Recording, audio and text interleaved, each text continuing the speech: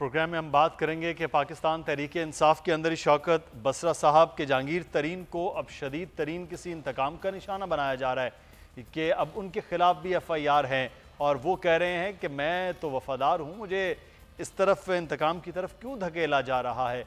ये क्या हो रहा है कि आप अपने ही मोहसिनों के खिलाफ इस वक्त जो है वो बरसरे पैकार हैं।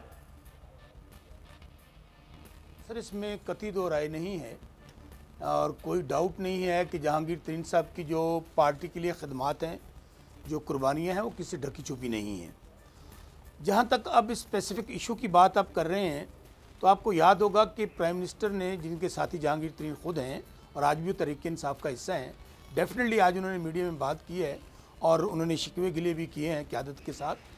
खुद उनका विजन प्राइम मिनिस्टर साहब का ये था कि अपना हो पराया हो, किसी पे इल्ज़ाम लगेगा, किसी पे उंगली उठेगी तो वो जवाबदेह है, खा मेरी बहन ही क्यों ना हो।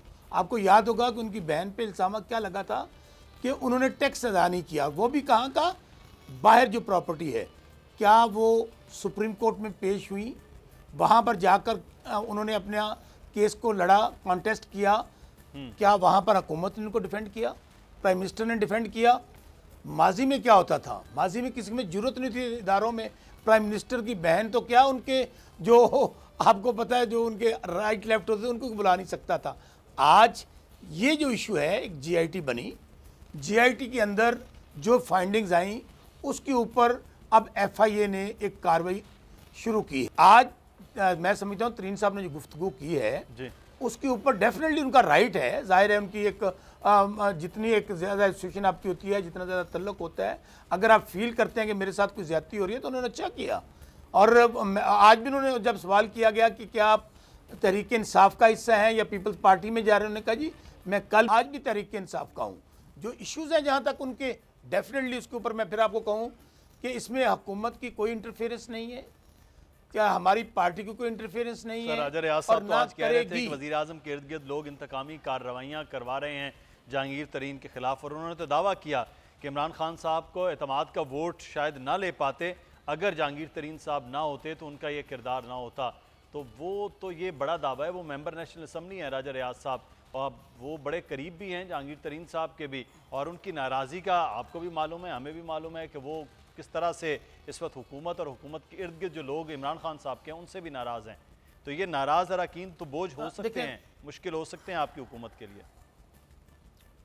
मुदस्सर भाई, दो सवाल आते हैं। एक तो मैं फिर आपको कहूँ कि जो किरदार जहांगीर तरीन साहब का, वो तहरीक अदम इत्मीद हो, वो हुकूमतें बनानी हो या अपोजिशन हो या जलसा जुलूस धरना, उसके तो किसी को इनकार ही नहीं है, उसको तो बिल्कुल आप दुरुस्त कह रहे हैं और उनका अपना मौक़िफ़ भी ठीक है। जहाँ तक ये बात कही गई है कि जो लोग साजिशें कर रहे हैं, रेस्ट श्योर कि प्राइम मिनिस्टर के इर्द गिर्द जो पॉइंट आउट करेंगे, उन्होंने नाम नहीं लिया, अगर वो नाम ले लेते तो और बेहतर होता। फ़र्ज़ करें उनके किसी का भी नाम लें और वो अगर जाहिर है पार्टी का हिस्सा है, वो प्राइम मिनिस्टर को वो चीज़ें भेजेंगे भी और उनको बताएंगे भी, तो डेफिनेटली अगर उनको कोई टारगेट कर रहा है या कोई ज़्यादती कर रहा है तो ये बात जहन में रखें। मैं बार बार आपको कह रहा हूँ कि प्राइम मिनिस्टर इमरान खान ने जब से भाग दौड़ कर रहे हैं, जब से प्राइम मिनिस्टर बने हैं, ख़ास तौर पे 4, 5, 10 वाक़यात ऐसे हुए हैं जहाँ पे आपने उनको देखा है कि जब आजमाइश की घड़ी आई तो उनका स्टांस वो ही रहा कि सब लोग, खा कोई बड़ा है, छोटा है, दोस्त है, अपोजिशन का है, पाकिस्तान में ये नहीं हो सकता कि आप पाकिस्तान, और अभी तक हम कामयाब नहीं हो रहे एक पाकिस्तान बनाने में। आज भी 2 पाकिस्तान में इस बात से एग्री करता हूँ, कोशिश कर रहे हैं कि एक पाकिस्तान बन जाए। अमीर का पाकिस्तान और ना और है, गरीब का और है। चाहते क्या है प्राइम मिनिस्टर, इदारे मजबूत हों, पाकिस्तान एक हो, इंसाफ सब के लिए एक जैसा हो। तो सो मेरे भाई, ये कोई तवक्को प्राइम मिनिस्टर इमरान खान से ना रखे कि अगर कोई साजिश करेगा या अगर कोई कोई ज़्यादती करेगा या अगर कोई अपना होगा, सबको, ये आज तो मीडिया का दौर है मुदस्सर। तो अब देखना ये है कि अब वज़ीर आज़म इमरान खान का क्या रद्द-ए-अमल होता है, क्योंकि ये बार बार बात हो रही है। शहजाद अकबर साहब जो मुशीर एहतसाब है वो तो इस पर बात जवाब दे रहे हैं। इस सारे अमल के बाद अब जहांगीर तरीन साहब का क्या पोजीशन होती है, उनके साथ खड़े हुए MNAs MPs की क्या पोजीशन होती है। लेकिन एक और जो इत्तेहाद नज़र आ रहा था जो हुकूमत के लिए सबसे मुश्किल, और पाकिस्तान के एक बड़े लंबे अरसे के बाद इस तरह का अपोजिशन का इत्तेहाद बना था, उस इत्तेहाद में एक बड़ी अहम जमात अवामी नेशनल पार्टी जो है वो अलग हो गई है। तो उस पर अवामी नेशनल पार्टी के ही सीनियर रहनुमा जाहिद खान साहब हमने ज्वाइन किया, उनसे बात कर लेते। जाहिद साहब बहुत शुक्रिया सर आपके वक्त का। जाहिद खान साहब, ये कल गुफ्तगू करते हुए आप भी थे, अमीर हैदर खान होती साहब भी थे, साथ में मियां इफ्तिखार साहब थे, ये एक लफ्ज़ इस्तेमाल हुआ कि ज़ाती एजेंडे के लिए किसी का साथ नहीं दे सकते हैं। तो क्या पीडीएम जिस काम के लिए बनी, ये ज़ाती एजेंडा कौन सा शुरू हो गया खान साहब कि जिसकी जानिब ये गए और आपको अलहदा होना पड़ा?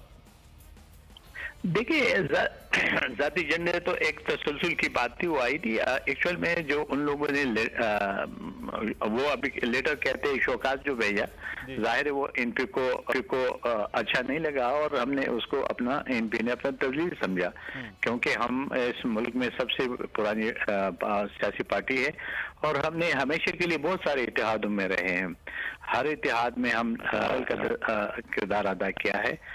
लेकिन चूंकि ये 3 दिन पहले हमारे पास आए थे और हमने उनसे बात की थी और गो कि ये बात हुई थी कि जी आप लोगों ने पीडीएम के जो फैसला था वो तो यही था, तो आप लोगों ने उधर वोट दिया। उस पर में हमने अपनी बात की है, लेकिन हमने साथ ये कहा कि ये बेहतर होगा कि आप ऐसे करें कि जो सरबराहानी कॉन्फ्रेंस है उसको दोबारा बुला ले और उसमें ये बातें जो आपके इतराजात है वो भी क्लियर हो जाएंगे और जो हम उसका जवाब देंगे या जो पीपल पार्टी जवाब देंगे तो ज्यादा बेहतर होगा। हमने ये भी कहा था, यहाँ तक तो हमने कह दिया था कि हमें नहीं पता था कि पीपल पार्टी ने बाप से भी वोट मांगे हैं या लिए है।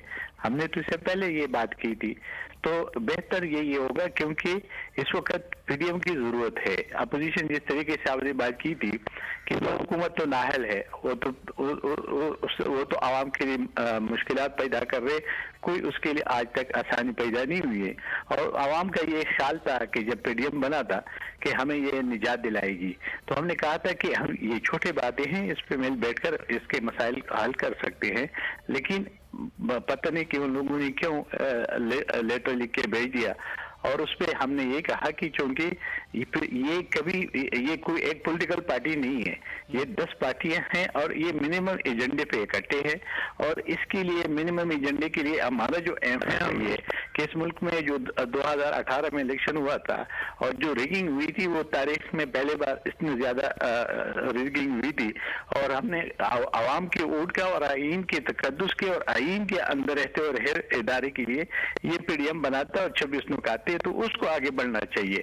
तो बहरहाल उन लोगों का था, उन्हें हमें नोटिस भेजा और उसको हमने बेहतर समझा कि हम अभी जब इत्तेमादी हो जाती है तो फिर इस इत्तेहाद में तो आगे जा ही नहीं सकते, इसलिए हमने कल प्रेस कॉन्फ्रेंस करके हम इत्तेहाद से अलग हो गए। एक चीज जो है वो ये तासुर हो रहा कि पाकिस्तान पीपल्स पार्टी और अवामी नेशनल पार्टी, बहरहाल इन दोनों को कहीं ना कहीं जो है वो मैनेज किया गया है, जिसकी वजह से ये सारा मामला हुआ है। असल जो मकसद इस हुकूमत के खिलाफ था इत्तेहाद का और बल्कि इस्तीफ़ों का भी, उसमें भी आप तो थे ही, ले ये सारी चीज़ें 2 जमातें अलग होके इसको तोड़ा गया। तो आप लोगों को भी कहीं ना कहीं मैनेज किया गया है। पाकिस्तान पीपल्स पार्टी पर भी इल्ज़ाम हुआ, आप पर भी इल्ज़ाम हुआ। नहीं देखिए, एक तो मैं आपको बात बता करूँ, आपको याद होगा जो लास्ट मीटिंग हुई थी जिसमें तलखी भी पैदा हो गई थी, आपको याद होगा, और पीपल पार्टी ने इनकार किया था इस्तीफों से। लेकिन आपने कहा या आपको याद होगा कि मौलाना फजल ने कहा कि हम 9 पार्टियां इकट्ठी है और हम सारे मुत्तफिक है कि इस्तीफा देने चाहिए। उसमें एनपी जाहिर है कि एनपी थी तो तभी 9 पार्टियां बन गए थे। तो हमारा तो ऐसी इशू था नहीं और पीपल पार्टी का अपना इतराजात थी। सब्सक्राइब करें और बेल दबाएं ताकि कोई खबर रह न जाए।